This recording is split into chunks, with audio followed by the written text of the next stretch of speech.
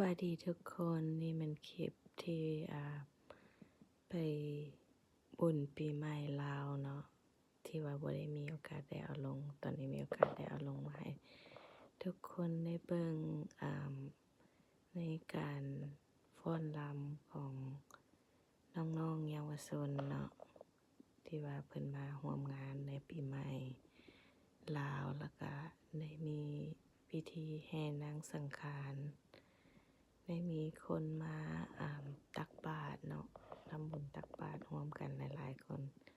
ข้าน้อยก็มีส่วนได้ไปซอยเพิ่นเล็กๆน้อยๆเนาะก็เลยได้เอาคลิปวิดีโอมาฝากทุกคนเบิ่งว่าปีนี้จะมีคนไปร่วมงานหลายปานใด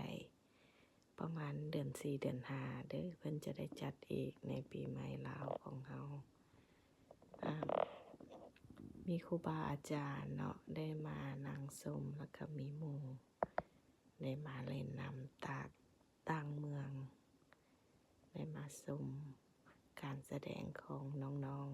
ๆเยาวชนลาวของเฮาเนาะแล้วก็มีการแห่การฟ้อนรำแล้วก็พิธีตักบาตรส่งน้ำพระต่างๆปีนี้ถ้ามีใครโอกาสได้มาร่วมน้ำกันเด้อในปีใหม่ลาวของพวกเราขอขอบใจ